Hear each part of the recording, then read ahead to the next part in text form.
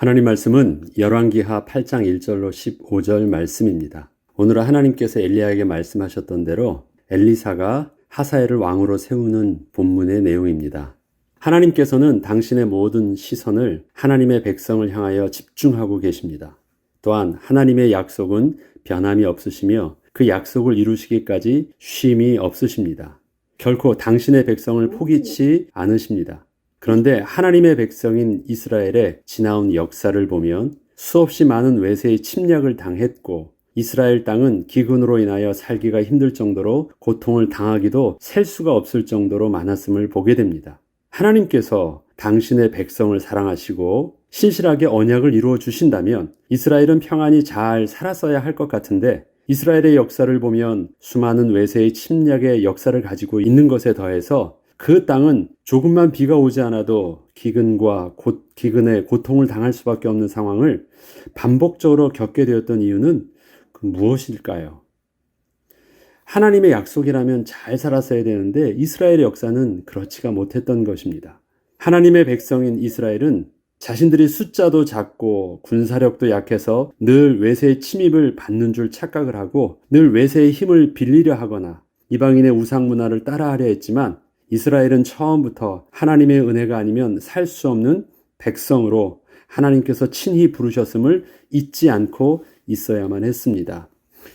하나님께서 이스라엘 백성들에게 모세를 통해서 그래서 처음부터 이 사실들을 명확하게 말씀해 주셨던 내용이 신명기서에 잘 기록되어 있습니다. 7장 6절로 9절에 보면 너는 여호와 내 하나님의 성민이라. 내 하나님 여호와께서 지상 만민 중에서 너를 자기 기업의 백성으로 택하셨나니 여호와께서 너희를 기뻐하시고 너희를 택하심은 너희가 다른 민족보다 수요가 많기 때문이 아니니라. 너희는 오히려 모든 민족 중에 가장 작으니라.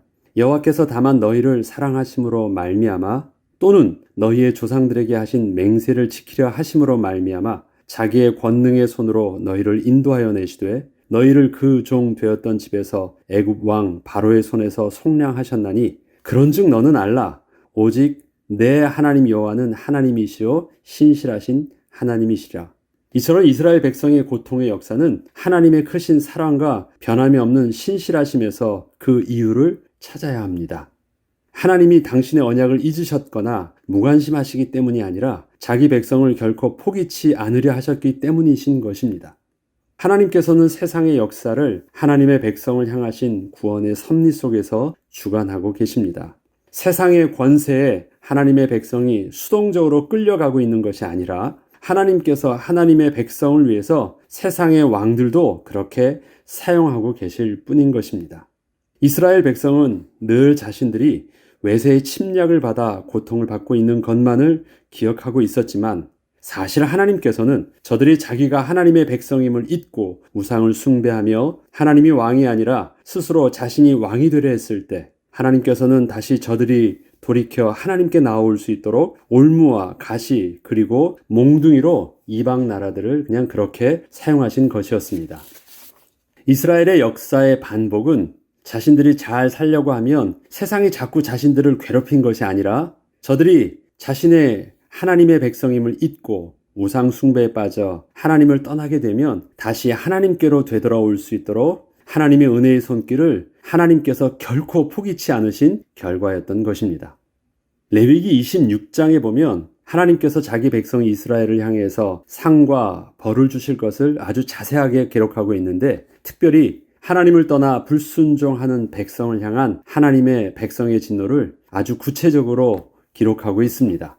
그런데 하나님의 백성들을 향하신 저들의 불순종에 대한 하나님의 징계를 보면 처음에는 질병과 흉년의 기근으로 징벌하여 주실 것을 말씀하셨지만 그 다음부터가 조금 특이함을 볼 수 있습니다. 만약에 그러한 질병과 기근의 상황에서 하나님께 불순종했던 자신의 죄를 기억지 못하고 여전히 불순종을 계속하고 있다면 그 고통에 7배나 더한 징벌이 임할 것을 말씀하셨고 그래도 돌아서지 않는다면 그 7배에 7배를 더하실 것을 계속해서 말씀하고 계신 것입니다. 이거를 반복적인 패턴으로 계속 말씀하고 계십니다. 나중에 여러분이 시간 되시면 이 레위기 26장의 내용을 한번 자세히 읽어보시기를 바랍니다. 그리고 이렇게 7배, 7배를 더하실 것을 7의 4제곱까지 하시겠다고 분명하게 말씀을 반복하고 계십니다. 7배에 7배를 더할 것이고 그 7배에 7배를 더할 것이고를 4번을 반복적으로 하고 계신 것입니다. 그렇게 고통받을 동안, 그리고 이렇게 또 7배에 7배의 고통을 받는 동안 그 땅은 안식을 누릴 것이라고 또한 말씀을 하여 주셨습니다. 이러한 하나님의 징계는 얼핏 보면 하나님의 진노의 형벌이 너무 과하다고 생각을 하겠지만, 이것은 하나님께서 자기 백성을 결코 포기치 않으시겠다는 분명한 의지를 담고 있는 표현임을 우리에게 보여주시고 있는 것입니다. 우리의 상식대로 한다면 하나님은 스스로 떠난 자들을 포기해 버리시면 그만이실 것 같은데, 결코 포기치 않으시고 자기 백성 이스라엘이 다시 돌아오기까지 끝까지 계속 하시겠다는 것입니다. 끝까지 고통을 주시겠다는 말이 아니라 돌아올 때까지 결코 양보치 않고 붙드시겠다라는 것입니다. 그것이 핵심입니다. 7배, 7배를 더하겠다는 것은 그만큼 더 심하게 계속 고통스럽게 하시겠다는 말을 그렇게 하시는 것이 아닙니다. 그만큼 돌아올 때까지 포기치 않으시겠다라고 말씀하시는 것입니다. 그리고 다시 회개하고 돌아왔을 때 그동안 쉬고 있던 땅은 하나님의 복을 풍성하게 베풀어주는 땅이 될 것을 말씀하신 것입니다. 이와 같이 이스라엘은 끊임없이 반복된 멸망의 역사가 아니라 결코 포기치 않으시고 놓지 않으려 하셨던 하나님의 회복과 구원의 역사이셨던 것입니다. 사람들은 이렇게 생각하잖아요. 내가 잘하려고 하면 세상이 나를 괴롭히고 잘하려고 하면 괴롭히는 것 같아요. 그런데 하나님께서 보시는 역사의 구원적 섭리는 이스라엘 백성이 하나님을 떠나서 자꾸 멸망의 길로 가면 하나님이 다시 하나님께 돌이키셔서 다시 회복시켜 주시고, 또 하나님을 떠나 고통스러우면 하나님 다시 회복시켜 주는 것입니다. 그래서 세상의 역사는 멸망의 역사지만 하나님의 백성의 역사는 멸망의 역사가 아니라 구원의 역사인 것입니다. 하나님의 은혜의 역사인 것이고 주권적 섭리가 함께하는 역사인 것입니다.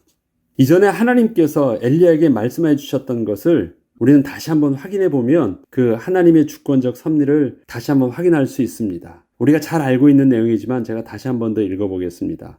너는 내 길을 돌이켜 광야를 통하여 다메섹에 가서 이르거든 하사엘에게 기름을 부어 아람의 왕이 되게 하고, 너는 또 님시 아들 예후에게 기름을 부어 이스라엘의 왕이 되게 하고, 또 아벨 무홀라 사밧의 아들 엘리사에게 기름을 부어 너를 대신하여 선지자에게 되게 하라. 하사엘의 칼을 피하는 자를 예후가 죽일 것이요 예후의 칼을 피하는 자를 엘리사가 죽이리라.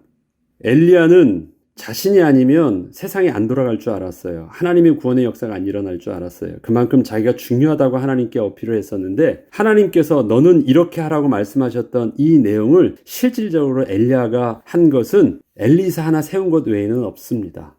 이 모든 일들을 누가 했냐면 엘리야가 하나님께 받았던 그 말씀대로 엘리사가 그대로 엘리야처럼 순종하고 진행되었던 것임을 우리는 이제 본문의 내용을 보면 알 수 있습니다. 이처럼 엘리야에게 명령하신 하나님의 말씀 속에는 하나님께서 이스라엘뿐만 아니라 이방 나라의 왕도 세우시고 계심을 알 수 있습니다. 이스라엘 백성을 향하신 하나님의 구원의 섭리를 이루시기 위해서 세상 권세를 그렇게 세우시고 사용하신다는 것이었습니다. 현재 이스라엘은 우상 숭배로 인하여 또다시 하나님의 형벌 중에 있습니다. 이것은 엘리사가 수넴 여인을 향하여 잠시 피해 있을 것을 말해주면서 이렇게 말하고 있는 것을 보면 알 수 있습니다. 열왕기하 8장 1절에 보면 여호와께서 기근을 부르셨으니 그대로 이 땅에 7년 동안 임하리라. 이 기근이 어디서부터 왔다는 것입니까? 하나님께서 특별한 이유가 있으셔서 기근을 7년 동안 더 하실 것이라는 것을 미리 예언해 준 것입니다. 이유가 있다라는 것이에요. 그 기근 속에 하나님의 분명한 메시지가 있었다라는 것입니다. 엘리야 시대 때에는 그 기근이 3년을 지속했었습니다. 그런데 현재 엘리사 시대에는 그 기근과 흉년이 이전보다 더 심하게 7년이나 계속될 것을 말씀하신 것이었습니다. 이처럼 이스라엘은 그렇게 고통을 당하고 있었으면서도 여전히 깨닫지 못하고 계속된 우상 숭배로 인해 하나님의 징계가 이렇게 계속되는 가운데, 오늘의 본문은 이전에 하나님께서 엘리야에게 말씀하셨던 대로 하사엘이 드디어 아람 왕으로 세워지는 그 사건이 기록되어 있습니다. 아람 왕 베나닷은 자신이 병에 걸려 죽게 되자 지난날 자기의 신하 나아만이 엘리사에게 가서 치유받고 온 것을 알고 있었기에 자기 부하 하사엘을 시켜 엘리사에게 가서 도움을 요청하게 되었고, 엘리사는 하사엘을 만났을 때 베나닷 왕이 반드시 질병이 치유될 것이지만 그것과 상관없이 다른 이유 때문에 반드시 죽을 것 또한 말해 주었었습니다. 이것은 하나님의 주권 속에서 베나닷의 시대는 마치게 될 것과 그 다음 왕으로 신하 하사엘이 아람의 왕이 될 것을 엘리사가 하나님의 뜻을 따라 전하여 준 것이었습니다.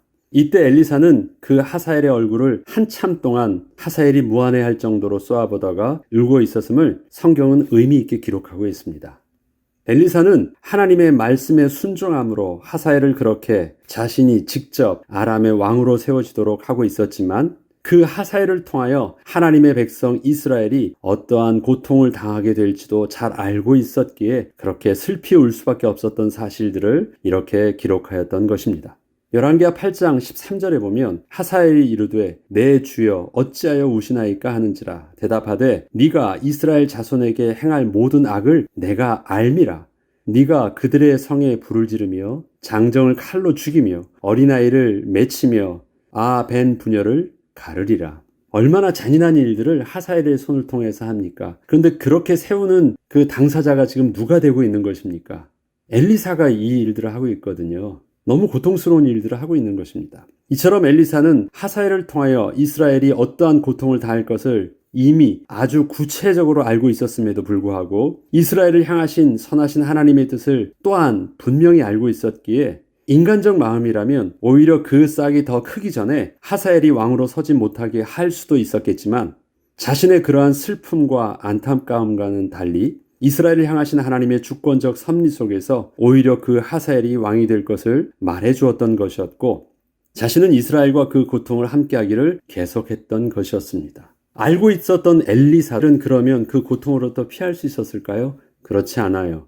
엘리사도 여전히 그 고통 중에 함께하고 있었던 것입니다. 결국 하사엘은 하나님의 사람의 말을 듣고 스스로 자신이 왕 될 것을 확신한 후에 질병에서 치유함을 얻은 베나닷 왕을 자신이 직접 암살함으로 아람의 왕으로 그렇게 등극하게 되었습니다. 하나님의 백성에게 일어나고 있는 환난과 근심 속에는 신실하신 하나님의 섭리가 담겨져 있습니다. 마침내 하나님의 거룩한 백성으로 이끄시기 위한 하나님의 사랑 속에서 우리의 삶에 일어나는 사건과 상황을 보지 못한다면 우리는 우리 눈앞에서 일어나고 있는 어려움들을 크게 오해할 수밖에 없게 됩니다.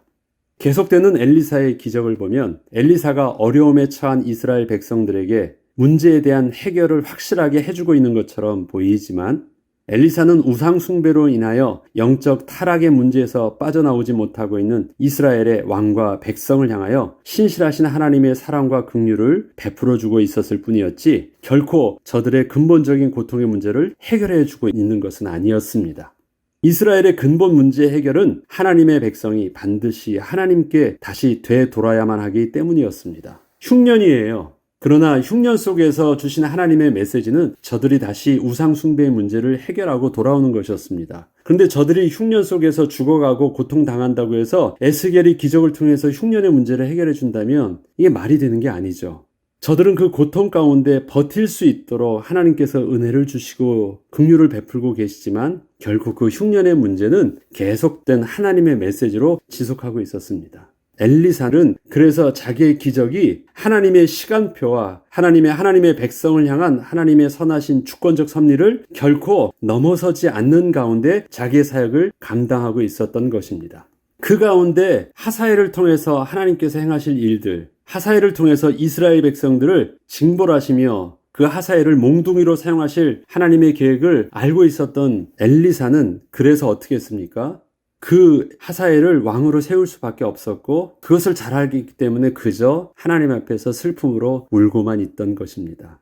바알에게 무릎을 꿇지 않은 7,000명이라는 것은 바로 이와 같이 온 이스라엘이 다시 하나님의 백성으로 회복되어야 할 것을 말씀하셨던 것입니다. 그때까지는 엘리사 자신도 그것이 고통인 줄 알고 있었지만 하나님의 뜻을 따라 오히려 이스라엘의 원수된 이방 나라의 왕을 그렇게 세워야 했고 하나님의 시간표를 따라 계속해서 기다리며 가고 있어야 했던 것입니다.